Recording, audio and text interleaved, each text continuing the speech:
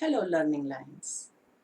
Today we are going to start class 8th, chapter 11, Force and Pressure. So in class 7th, you have learned that how objects move. If we throw a ball on the ground, what will you observe? आप क्या देखोगे? या तो ball वो चलते चलते slow down हो जाती है, या किसी चीज से हिट करती है और वो स्टॉप हो जाएगी, या कई बार आपने देखा होगा कि बॉल को आपने थ्रो करा है और उसने अपनी डायरेक्शन ही चेंज कर ली है। तो ये सारी चीजें आपने समझी हैं कि कैसे क्या चीज है जो किसी भी ऑब्जेक्ट के मूवमेंट को कंट्रोल करती है। तो इन्हीं चीजों को हम अपने डेली एक्सपीरियंस की कुछ इवेंट्स हैं उनके संग हम समझने की कोशिश करते हैं। आपने देखा होगा कि जब भी एक बैट्समैन को बॉलिंग करी जाती है, कोई भी बॉलर थ्रो करता है बॉलिंग, क्रिकेट आप सबने खेला होगा अपने चाइल्डहुड में या अभी भी खेलते होंगे। तो उसमें क्या होता है कि आपने देखा कि एक बॉलर जो है बॉल को थ्रो करेगा और जो बैट्समैन है वो बॉल को हिट करेगा। अब वो बैट्समैन क्या कर रहा है, जिस स्पीड से बॉल आई थी उसकी स्पीड को भी चेंज कर सकता है और डायरेक्शन भी चेंज कर सकता है। इन द सिमिलर वे, जब आप बैडमिंटन खेलते हो, व्हाट डू यू डू? आप जब हिट करते हो शटलकॉक को, तो क्या है, वो कहीं पे भी उसकी डायरेक्शन कहीं पर भी जा करके वो गिरती है। हो सकता है आपने ऐसे स्ट्रेट उसको हिट करा है बट वो इधर उधर जाती है। इसी तरह से आप अगर हॉकी का गेम देख लोगे या आप कोई भी बॉल भी थ्रो करोगे, आपने एक बॉल ली और बॉल के ऊपर इस तरह से थ्रो करी, तो आप क्या ऑब्जर्व करते हो उसमें कि वो उससे टकराई बॉल से, और कई बार हो सकता है कि वो वहीं पर फॉल डाउन हो गई या वो इधर उधर किसी और डायरेक्शन में जाकर के फिर वो ग्राउंड पे गिर गई। तो ये सारी चीजें होती किस वजह से हैं? या आपने देखा है कि कभी भी आपको डोर वगैरह ओपन करने होते हैं तो आप कैसे कर पाते हो? क्या आप ऐसे ही जाकर के खड़े हो गए और खुल जा सिम सिम हो गया? एक्चुअली ये सब चीजें मॉल में तो हो जाती है कि आप अपने डोर के सामने खड़े हुए हो, मॉल में जब आप एंटर करते हो आप गेट के सामने खड़े हुए और वो डोर अपने आप खुल जाता है। बट क्या ये सेम चीज आपके घर में भी होती है? नहीं होती है। वहां हमें क्या करना पड़ता है, हमें डोर को या तो पुश करना पड़ता है, अगर if you want to get inside तो हमें उस डोर को पुश करना पड़ेगा, और अगर हमें डोर बाहर की तरफ जाना है तो हमें क्या करना पड़ेगा, उस डोर को पुल करना पड़ेगा और तब हम बाहर जाएंगे। राइट? तो ये सब चीजें कैसे हो रही हैं? ये चीजें हो रही हैं फोर्स से। हमने फोर्स लगाया तो हमने डोर को हम ओपन कर पाए हैं, या हमने फोर्स लगा के उस डोर को अपनी तरफ खींचा है, पुल करा है, तब हम उसमें से पास हो पाए हैं डोर में से। तो ये फोर्स एक्चुअली होता क्या है, कैसे ये वर्क करता है, कितने टाइप का होता है, यही हम इस चैप्टर में पढ़ेंगे। और आपको ये टॉपिक इतने सिंपल वे में इस चैप्टर में एक्सप्लेन करा जाएगा, इस वीडियो में एक्सप्लेन करा जाएगा कि आपके लिए साइंस जो है वो लर्न करना एक बहुत ही इजी टास्क हो जाएगा। Let's start. Force and pressure. सबसे पहले हम फोर्स की डेफिनेशन समझ लेते हैं। जैसे मैंने आपको अभी एक डोर के एग्जांपल से समझाया था, a push or a pull on an object is called a force. किसी भी चीज को हमने या तो पुश करा है या पुल करा है। जैसे हमने बहुत सारे अभी एक्सपीरियंस अपने शेयर करे थे कि अगर एक बैट्समैन है, अगर उसके पास एक बॉल आई है तो उसने क्या करा, उसको पुश करा है, हिट करा है, उसने उसको पुश कर दिया। राइट? तो या आपने कोई भी चीज है, आप कोई भी देखो, जैसे गर्ल्स होती हैं वो गेम खेलती हैं ऐसे हाथ पकड़ के, फिर वो ऐसे राउंड राउंड घूमती हैं। या अगर आपने देखा हो कि टग ऑफ वॉर बहुत कॉमन सा गेम है, पॉपुलर गेम है। उसमें क्या होता है कि जो दो टीम्स हैं वो एक रोप के दो एंड्स को अपोजिट डायरेक्शन में पुल कर रही होती हैं। तो ये सब क्या है, वहां पर फोर्स अप्लाई करा जा रहा है। तो इस तरह के बहुत सारे लाइफ एक्सपीरियंसेस आप देख सकते हो। तो फोर्स क्या होता है? Force is a push or a pull on an object is called a force. ठीक है, अब हम बात करेंगे कि what is the nature of this force. क्या नेचर है इस फोर्स से, क्या क्या चीजें हो जाती हैं, क्या क्या इफेक्ट होते हैं इस फोर्स के। तो वन बाय वन हम इनको डिस्कस करेंगे। First, change in direction. जैसा आपने अभी देखा कि बैट्समैन ने बॉल जो आई है बैट के ऊपर, उसको किसी, आई तो स्ट्रेट है लेकिन उसने किसी भी साइड, जिस तरफ उसने फोर्स लगा दिया उस डायरेक्शन में वो बॉल चली जाएगी। इट मीन्स क्या है कि फोर्स जो है वो किसी भी ऑब्जेक्ट की, मूविंग ऑब्जेक्ट की डायरेक्शन को चेंज कर सकता है। या आप इसमें सेकंड देखेंगे, change in speed. Change in speed भी है, जिस स्पीड से बॉल आई थी, हम एक सिंपल एग्जांपल लेकर के चलेंगे बॉल का, जिससे आप उसको एक ही तरफ फोकस करके रिलेट कर पाओ इसके फोर्स से जो जो इफेक्ट होते हैं उसके, उनको। तो बॉल जिस स्पीड से फेंकी गई थी बॉलर के थ्रू, अब वो बैट से टकराई है। अब बैट्समैन ने जिस भी फोर्स से उसको हिट करा है, अगर उसने उसको ज्यादा फोर्स लगा के हिट करा है तो इसकी स्पीड बढ़ जाएगी। अगर वो बॉल टकराई है तो ऑब्वियसली उसकी स्पीड कुछ कम हुई है, राइट। और उसने फिर जब हिट करा है तो वो कम स्पीड के संग उसको हिट करा है। तो यहाँ पर फोर्स जो है वो स्पीड डिपेंड करेगी कि कितना फोर्स अप्लाई करा गया है किसी भी ऑब्जेक्ट पर, मूविंग ऑब्जेक्ट पर। अगर जिस स्पीड से वो ऑब्जेक्ट मूव कर रहा था, अगर हमने उसके ऊपर ज्यादा फोर्स अप्लाई करा है तो वो उसकी स्पीड बढ़ जाएगी।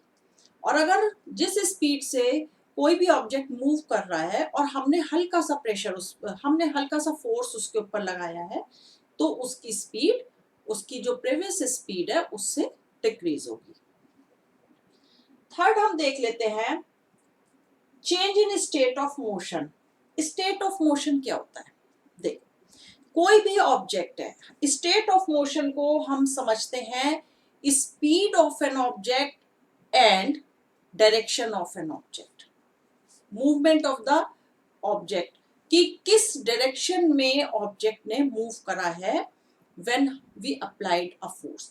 तो हम दोनों चीजें जो हैं इसमें स्टेट ऑफ मोशन में ले सकते हैं। सपोज करो एक बॉल रखी हुई है, ठीक है, आपने उसको हिट करा, वो बिल्कुल ग्राउंड पे ऐसे ही रखी थी, जैसे छोटे बच्चे नहीं होते, ग्राउंड पे बॉल पड़ी होती है, आते और ऐसे पैर से हिट कर देते हैं उस बॉल को। तो जिस समय उस बॉल में कोई मूवमेंट नहीं था, उस समय उसकी स्टेट ऑफ मोशन क्या था? जीरो, बिल्कुल मूव नहीं कर रही थी वो, उसका स्टेट ऑफ मोशन जीरो था। अब जब उस बच्चे ने हिट करा है तो उसका स्टेट ऑफ मोशन चेंज हो गया, उसकी स्पीड आ गई उसमें कुछ, और उसने जिस डायरेक्शन में फोर्स लगाया होगा वो बॉल उसी डायरेक्शन में मूव कर गई होगी, तो उसकी डायरेक्शन भी चेंज हो गई है। तो ये होता है स्टेट ऑफ मोशन। ये पॉजिटिव में भी हो सकता है एंड नेगेटिव भी हो सकता है। सपोज करो आप एक हैवी बॉक्स रखा हुआ है, ठीक है। अब मैंने दो बच्चों को पहले एक बच्चा आया, मैंने उससे कहा कि ठीक है मुझे ये बॉक्स यहाँ पर नहीं चाहिए, आप इस बॉक्स को इस साइड शिफ्ट कर दो। अब वो बच्चा फोर्स लगा रहा है उसके ऊपर। देखो, जो भी फोर्स है वो कितना फोर्स लगाया जा रहा है वो उसका मैग्नीट्यूड होता है, ठीक है। तो अब उस बच्चे ने जब फोर्स लगाया तो उससे वो टेबल नहीं, या उससे वो बॉक्स जो है वो उससे वहां से डिस्प्लेस नहीं हुआ, वहां से हिला नहीं। तो हमने क्या करा, हमने एक बच्चे को और बोला कि आप आओ एंड हेल्प हिम। तो वो बच्चा क्या करेगा, दोनों बच्चे जो है मिलकर के फोर्स लगा रहे हैं एक ही डायरेक्शन में, क्योंकि हमें जो बॉक्स है वो हमें उस डायरेक्शन में मूव करना है। तो दोनों बच्चे आए, जिधर मूवमेंट करना है उसके अपोजिट डायरेक्शन में आए। अगर मुझे इधर की तरफ बॉक्स को शिफ्ट करना है तो मैं इधर से फोर्स लगाऊंगी अपनी साइड से। तो दो बच्चे आ गए और उन्होंने फोर्स लगाया, तो क्या हुआ, वो बॉक्स मूव कर गया। अब हम ये गेम कर रहे हैं, ठीक है। अब हमने क्या करा, अब हमने एक क्लास के बहुत ही हेल्दी बॉय को लिया, अच्छा थोड़ा सा मसल्स वसल्स जिसकी थी बच्चे की, खूब हेल्दी बच्चा, उसको लिया। और एक तरफ हमने थोड़ा सा पतला बच्चा लिया। तो दोनों को हमने अपोजिट डायरेक्शन में खड़ा करा है। ये बॉक्स है, हमने कहा इसको शिफ्ट करना है आपको उस साइड में, तो एक तरफ थोड़ा सा थिन बच्चा है और एक तरफ हेल्दी बच्चा खड़ा करा है हमने। तो अब आप बताइए कि मूवमेंट किस तरफ होगा? जिधर से हेल्दी बच्चा पुश कर रहा है उस ऑब्जेक्ट को, तो वो उस ये जो मोशन हो गया, ये जो मूवमेंट हुआ, ये क्या हुआ? पॉजिटिव डायरेक्शन में हो गया, कि मतलब ये उस तरफ मूव करा है। लेकिन यहाँ हम मैग्नीट्यूड की बात कर रहे हैं, जिसका फोर्स ऑफ मैग्नीट्यूड, जिसका मैग्नीट्यूड ज्यादा होगा उस डायरेक्शन में ही फोर्स जो है वो, या ऑब्जेक्ट जो है वो मूव करेगा। तो जो हेल्दी बच्चा था उसका, उसने जो फोर्स लगाया था उसका मैग्नीट्यूड ज्यादा था, तो वो जो बॉक्स है वो किस डायरेक्शन में मूव करेगा? जिस डायरेक्शन में उसने फोर्स लगाया है, राइट। अब अगर मैं दोनों सेम हेल्थ के बच्चों को खड़ा करती हूँ दोनों अपोजिट साइड में और उनसे कहती हूँ कि अब आप इस बॉक्स को शिफ्ट करो, विल इट पॉसिबल? क्योंकि दोनों सेम फोर्स लगा रहे हैं, तो वहां पर स्टेट ऑफ मोशन जो है वो जीरो हो जाएगी, मैग्नीट्यूड जो है फोर्स का वो जीरो हो जाएगा, क्योंकि दोनों ने इक्वल फोर्स लगाया है, दोनों फोर्स एक दूसरे को कैंसिल आउट कर देंगे और वो बॉक्स मूव ही नहीं करेगा। अब हम वो पहला वाला एग्जाम्पल लेते हैं कि एक बच्चा जो है वो शिफ्ट नहीं कर पा रहा था अकेला बॉक्स को, क्योंकि फोर्स का मैग्नीट्यूड कम था, उतना फोर्स नहीं आ पा रहा था कि जिससे वो बॉक्स जो है शिफ्ट होता। तो हमने मैग्नीट्यूड बढ़ा दिया फोर्स का, हमने दो बच्चे एक साइड खड़े कर दिए और वो सेम डायरेक्शन में बॉक्स को मूव कर रहे हैं, तो क्या होगा? यहाँ पर पॉजिटिव मैग्नीट्यूड हो गया, ऐड हो गया, राइट। तो इस तरह से हम स्टेट ऑफ मोशन को देखते हैं कि कोई भी जीरो मोशन में चीज है, जीरो मोशन है, उसका कोई मूवमेंट नहीं है ऑब्जेक्ट में, फोर्स से हम क्या करेंगे? किसी भी चीज को मूव कर सकते हैं। क्लियर हो गया? इसके बाद नेक्स्ट है change in dimensions. Dimensions change कर देता है। अब जैसे टूथपेस्ट की ट्यूब है आपकी, ठीक है, आप क्या करते हो? उसको फोर्स लगाते हो, प्रेस करते हो और उसकी शेप चेंज हो जाती है, शेप चेंज हो जाएगी ना, वो कहीं से पिचक जाएगी, पहले की तरह तो शेप नहीं रहेगी। या सिंपल आपने एक बलून लिया, बलून पर आपने ऐसे फोर्स लगाया, तो आप क्या कर रहे हो? उसका बलून की शेप चेंज हो जाती है ना, फोर्स आपने हटाया, वो वापस अपनी उसी फॉर्म में आ जाएगा। तो जो फोर्स है it can change dimensions of the object. तो आई थिंक ये अब आपको नेचर क्लियर हो गया होगा। नाउ अब हम बात करते हैं कि फोर्स, तो हमने देख लिया कि फोर्स होता क्या है, हमने अपने डेली लाइफ के एक्सपीरियंस से भी सीख लिया है। अगर आपको ये लग रहा है कि इजी वे है किसी भी चैप्टर को समझने का और आपको कोई भी बेनिफिट इससे लग रहा है कि आपको, हाँ, इससे लर्निंग आपकी इम्प्रूव हो रही है, तो please don't forget to share and subscribe the video.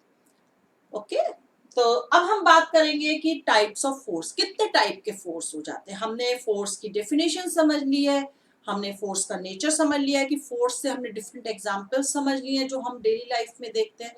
अब देखो, साइंस आपको हमेशा अपने चारों तरफ मिलेगी, हमें सिर्फ उन चीजों को रिलेट करना, और यही लर्निंग होती है। सिर्फ हमें उसको अपने सिर्फ क्वेश्चन आंसर्स लर्न करने के लिए या एक सब्जेक्ट की तरह हमें नहीं लेना है, हमें उसमें इंटरेस्ट डेवलप करना होता है अपना साइंस में, और वो इंटरेस्ट तभी आएगा जब आप साइंस को अपने से रिलेट करोगे।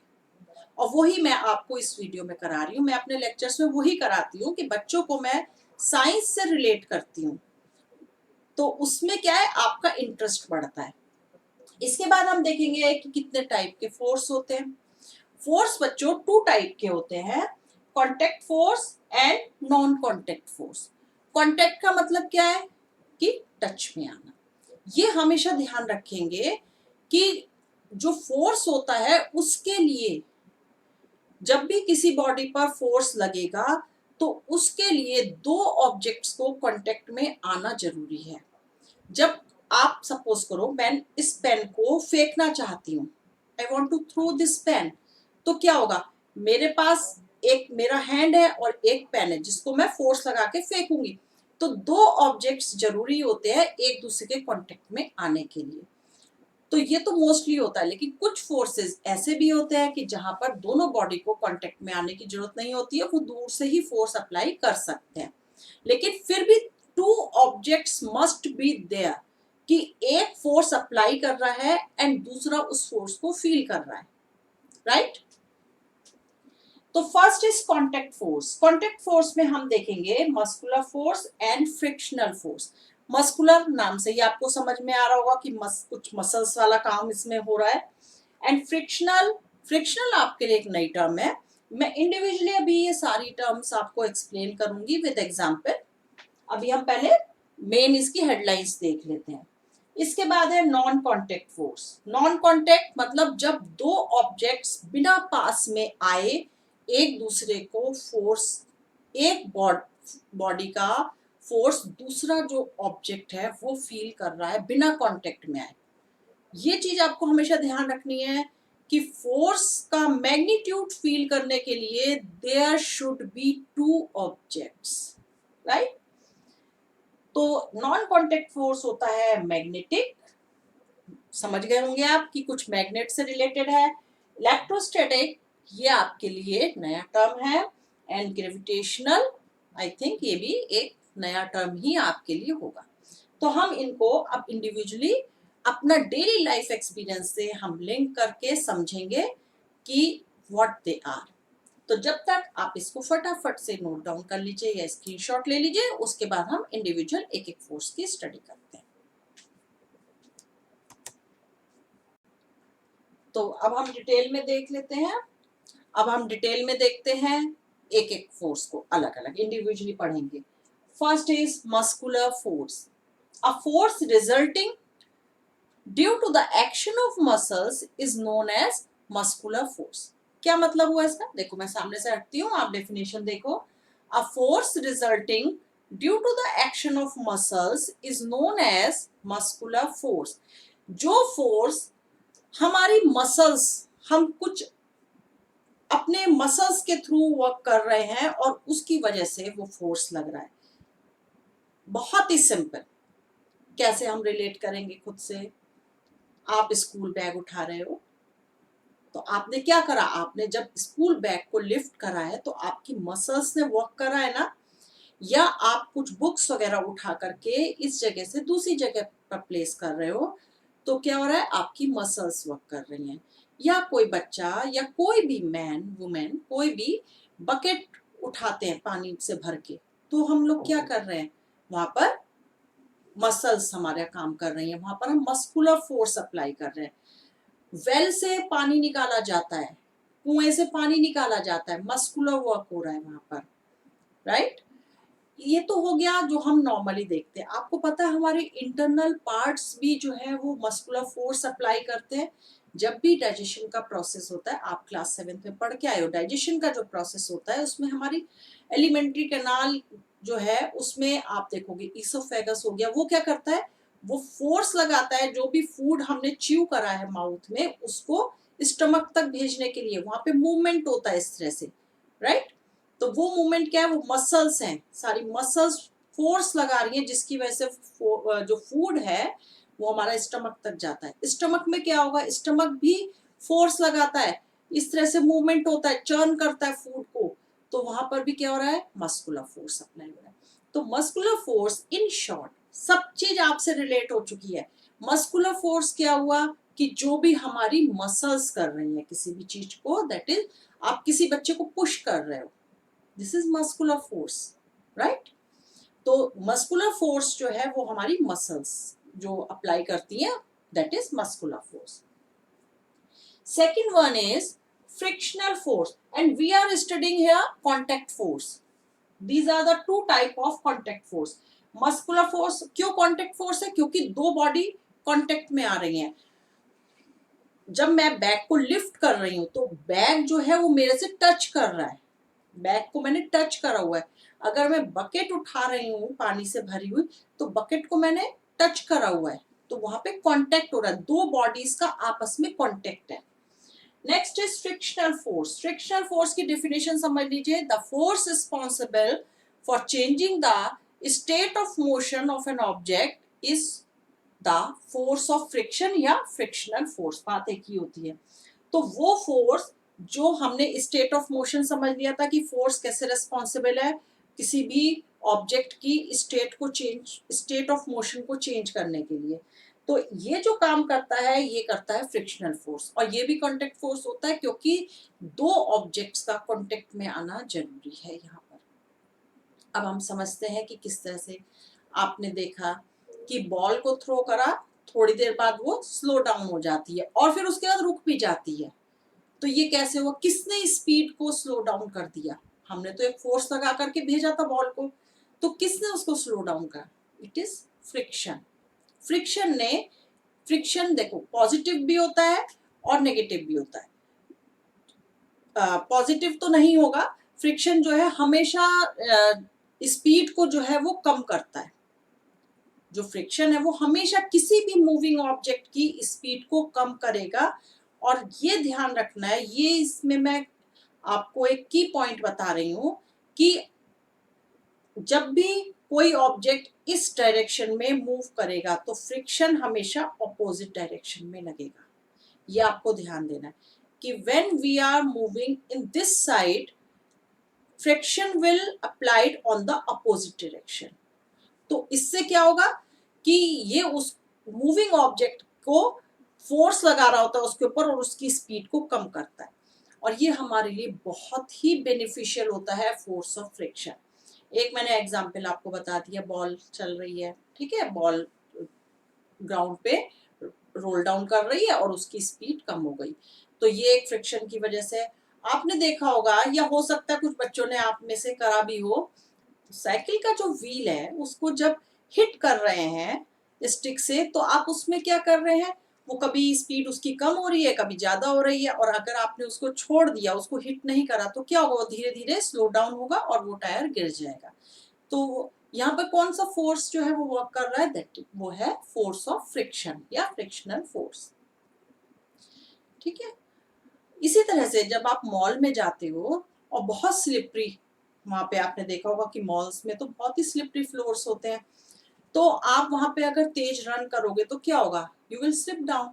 तो वहां पर फ्रिक्शन जो है वो कम हो गया है, फ्रिक्शन वहां पे कम हो गया जिसकी वजह से आपका बैलेंस गड़बड़ हो गया। आप ये क्लास 8th में ही आप फ्रिक्शन का एक चैप्टर अलग से पढ़ोगे, वहां मैं आपको बहुत डिटेल में इसको समझाऊंगी। बस आप ये समझ लीजिए कि जो हम खड़े हैं, हम मूव करते हैं, हम बैठते हैं, एक जो बैलेंस हमारी बॉडी का दिख रहा है आपको, वो जो भी मूवमेंट में हमारा बैलेंस जो आपको दिखाई दे रहा है वो सारा फ्रिक्शन की वजह से ही होता है।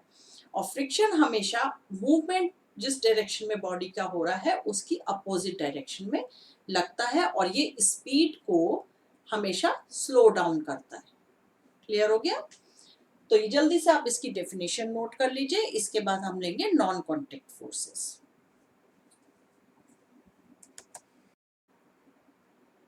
अब देखते हैं नॉन कॉन्टेक्ट फोर्स।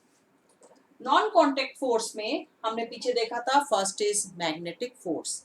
नाम से ही आपको समझ आ रहा होगा, magnetic force is force of the force which magnet have. अब देखो मैग्नेट क्या है, अट्रैक्शन भी करता है और रिपल्शन भी करता है। अगर आप सेम पोल के, ये सब आपने पढ़ा हुआ है ना अपने प्रीवियस क्लासेस में, अगर सेम पोल्स किसी भी मैग्नेट के आप पास में लेकर के आओगे तो क्या होगा, वहां पर रिपल्शन होगा, तो वो क्या होगा, रिपल्सिव फोर्स हो गया। और अगर आप अपोजिट एंड्स लेकर के आओगे तो वहां पर क्या होगा, अट्रैक्शन होगा, this is force of attraction. इसी तरह से आप, अब उसमें आपने क्या करा, ये नॉन कांटेक्ट क्यों है, क्योंकि आप दोनों जो मैग्नेट के पीस हैं वो टच में नहीं है, दूर रखा हुआ है और दूर से ही अट्रैक्शन या रिपल्शन फील हो रहा है। तो जो फोर्स अप्लाई हो रहा है वो बिना कांटेक्ट में ही आए हो रहा है दोनों बॉडी के। ऐसे ही अगर आप मैग्नेट, दूर आपने कोई आयरन का ऑब्जेक्ट रखा है और आप दूर से उसके पास मैग्नेट रखोगे तो क्या होगा, जो मैग्नेट है वो उस आयरन के ऑब्जेक्ट को अपनी तरफ अट्रैक्ट कर लेगा, पुल करेगा। ठीक है। तो ये क्या है कि दोनों चीज बिना कांटेक्ट में आए ही फोर्स अप्लाई करा गया है। एक ऑब्जेक्ट का फोर्स जो है वो दूसरे ऑब्जेक्ट ने फील करा है विदाउट इन द कांटेक्ट। ठीक है। अब इसके बाद second, a magnet can exert a force on another magnet or on iron piece. This is the definition of magnetic force. Second is electrostatic force. The force exerted by a charged body on another charged or uncharged body is known as electrostatic force. Electrostatic force क्या होता है? कोई भी एक charged body है, उसके ऊपर charge है, इट में बी पॉजिटिव और नेगेटिव, प्लस या माइनस, कोई भी चार्ज इस पर हो सकता है, और वो किसी दूसरी चार्ज्ड बॉडी पर अपोजिटली चार्ज होना चाहिए।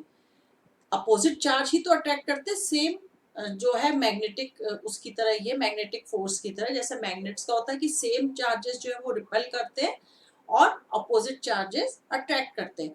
तो यहाँ पर भी इलेक्ट्रोस्टैटिक में यही होगा कि अगर सेम चार्ज है, अगर पॉजिटिव पॉजिटिव है दोनों चार्ज, तो वो एक दूसरे को अट्रैक्ट नहीं करेंगे। अभी हम इसको एग्जाम्पल से समझेंगे, और बहुत ही फनी एग्जाम्पल है इसका, जो आप लोग हमेशा करते हो और आपको ये नहीं पता होगा कि उसमें साइंस भी छिपी है। तो इसके लिए हम जब भी इलेक्ट्रोस्टैटिक फोर्स की बात करेंगे तो हम ये देखेंगे कि एक ऑब्जेक्ट चार्ज होना जरूरी है जो फोर्स अप्लाई करेगा। जिस ऑब्जेक्ट के ऊपर फोर्स लगाया जा रहा है it may be oppositely charged और अनचार्ज्ड, या तो वो चार्ज हो तो उस पर अपोजिट चार्ज होना चाहिए, या फिर वो चार्ज ही ना हो तो इलेक्ट्रोस्टैटिक फोर्स उसमें अप्लाई होता है। अब आप बहुत सिंपल, अभी भी आप इस चीज को करके देख सकते हैं।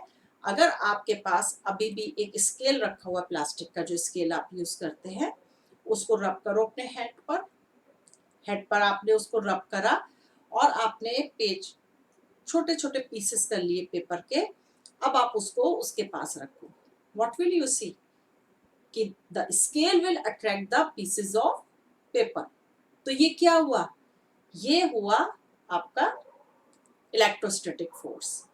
जब आपने उसको रब करा है अपने हेयर पर स्केल को, तो उसमें चार्ज आ गया है, ठीक है। वो चार्ज आने से क्या होगा कि जब वो चार्ज आ गया तो उसने जो पेपर है, पेपर के पीस को अपनी तरफ अट्रैक्ट कर लिया। तो this is the electrostatic force. कई बार आपने देखा होगा कि आप विंटर्स में जब आप कपड़े स्वेटर उतारते हो तो वो एकदम कुछ लाइट की सी आवाज आती है, और कई बार बिजली सी भी चमकती है, आपको दिखती है। कई बार आपने ये चीज फील करी होगी, चर की आवाज आएगी, और वो जब आप स्वेटर को पुल आउट कर रहे होगे उस समय की बात होती है ये, और वहां पर कुछ बिजली सी भी आपको चमकती दिखती है। तो क्या हो गया? ये कहाँ से आ गया कि आपकी बॉडी में चार्ज डेवलप हो गया है? यस, क्योंकि वो जो स्वेटर आपने पहना हुआ है, जो पुलोवर आपने पहना हुआ है, वो आपकी बॉडी के संग कांटेक्ट रबिंग कर रहा होता है, और वो रब करने से क्या होता है कि उस स्वेटर में चार्ज डेवलप हो जाता है। और जब आप उसको पुल कर रहे होते हो तो वो एक चार्ज यहाँ पर मेंटेन होता है, इलेक्ट्रोस्टैटिक चार्ज जो है वो डेवलप हो जाता है स्किन के बीच में और स्वेटर के बीच में। और जब आप उस स्वेटर को पुल कर रहे होते हो तो वो चार्ज जो है वो आप दूर कर रहे होते हो, तो वो आपको फोर्स जो लगा रहे होते हो उसको स्वेटर को उतारने में, तो जो फोर्स आप लगा रहे होते हो उसकी वजह से वो इलेक्ट्रोस्टैटिक फोर्स जो उन चार्जेस के बीच में एक मेंटेन हो गया था फोर्स, उसको आप दूर कर रहे हो, उसकी वजह से वो आपको लाइट सी चमकती दिखती है, क्योंकि वो स्वेटर तो चार्ज हो गया ना, तो वो आपको इसलिए उसमें से कुछ लाइट स्पार्किंग सा दिखता है और उसमें से आवाज आती है, वो चार्ज होते हैं, राइट। तो this is the electrostatic force. आपने कभी सोचा भी नहीं होगा कि इस चीज में भी साइंस हो सकती है। Next is gravitational force. Gravitational force क्या होता है? देखो, ये दोनों चीजें आपके लिए नए थे, और आई होप कि आपको समझ, इलेक्ट्रोस्टैटिक समझ आ गया होगा, ग्रेविटेशनल भी बहुत इजी है। It is a force that attracts any two objects with masses. ये कोई भी वो फोर्स है जो कोई भी दो ऑब्जेक्ट जिनका मास होगा, कोई मास मतलब जिनमें कुछ वजन होगा, उसको अपनी तरफ अट्रैक्ट करेंगे। बहुत सिंपल सा एग्जांपल है इसका, अर्थ। ग्रेविटेशनल फोर्स हम अर्थ के लिए ही यूज करते हैं। जो अर्थ है वो हर चीज को अपनी तरफ खींचती है, अपनी तरफ पुल करके रखती है। अभी अगर मैं ये पेन को ड्रॉप करूंगी तो ये कहाँ जाएगा? अगर मैंने ऊपर की तरफ भी इसको फेंका तो ये कहाँ जाएगा? नीचे की तरफ जाएगा, क्योंकि इसमें मास है, इसमें वजन है। तो ये क्या करेगा? अर्थ जो है वो उस इसको अपनी तरफ पुल करेगी। This is the gravitational force. पानी है, पानी आप देखोगे रिवर में हमेशा नीचे की तरफ फ्लो करता है, कभी आपने ऊपर की तरफ पानी को फ्लो करते देखा है? नेवर। तो ये क्या है, ये अर्थ का ग्रेविटेशनल फोर्स है। हम इस तरह से स्टैंडिंग पोजीशन में हैं और जब व्हेन वी आर वॉकिंग तो हम अपना एक बॉडी का बैलेंस लेके चल रहे हैं। फ्रिक्शन की वजह से हम स्लिप डाउन नहीं होते हैं, राइट? यहाँ पे कंफ्यूज नहीं करना है आपको फ्रिक्शन से। फ्रिक्शन की वजह से हमारा जो बैलेंस है वो इसलिए कि हम स्लिप डाउन नहीं कर रहे हैं। लेकिन जो हम स्टैंडिंग पोजीशन में खड़े हैं, हम अगर आप स्पेस में आपने देखा होगा, आपने टीवी वगैरह में देखा है कि स्पेस में क्या होता है कि जो स्पेस में जाते हैं लोग वो वहां पे फ्लोट कर रहे होते हैं, राइट? तो वहां पर साइंस है, ग्रेविटेशनल फोर्स, क्योंकि वहां पर उनके ऊपर कोई ग्रेविटेशनल फोर्स नहीं अप्लाई हो रहा होता है, जिसकी वजह से वो इस तरह से स्टैंडिंग पोजीशन में या सिटिंग पोजीशन में नहीं रह सकते। अब आपको समझ में आ गया होगा कि ग्रेविटेशनल फोर्स का क्या रोल होता है। तो ये सारा था आपका। और ग्रेविटेशनल फोर्स हमें सबसे पहले किसने दिया था? न्यूटन ने। तो this is all about the force. And next video में हम करेंगे प्रेशर, राइट? तो आई थिंक आज आप सक्सेसफुल हो गए। जितना भी हमने आज साइंस पढ़ी है उसको अपनी डेली जो आप एक्सपीरियंस फील करते हो डेली लाइफ में उनके संग रिलेट कर पाए होगे। और इसी तरह से आप और एग्जाम्पल्स ढूंढो। कुछ चीज आपको नहीं समझ में आई है, यू कैन कमेंट मी। आप कमेंट करो मुझको, नीचे कमेंट बॉक्स में जाओ, वहां पर आप लिख करके मेरे से पूछो, आई विल रिप्लाई। और आप नए कुछ एग्जाम्पल्स ढूंढो जो आप डेली लाइफ में करते हो और उस फोर्स के अंडर मेंशन करके मेरे को कमेंट बॉक्स में भेजिए। तो अगर आप आज रिलेट करने में सक्सेसफुल हुए हो और आपको लगता है कि आपकी लर्निंग बहुत इजी वे में हो गई है साइंस जैसे सब्जेक्ट में, तो आप इस वीडियो को अपने फ्रेंड्स के संग, अपने छोटे कजन्स के संग, अपने जो भी जिनको भी जरूरत है, आजकल लॉकडाउन चल रहा है, तो उस लॉकडाउन पीरियड में जिसको भी जरूरत है साइंस के संग फेमिलियर होने की या इस तरह के लेक्चर्स की, उनके संग आप जरूर शेयर करिए, लाइक करिए। और जो भी आपकी क्वेरीज हैं वो कमेंट में पूछना मत भूलिए। Till then, take care and stay safe.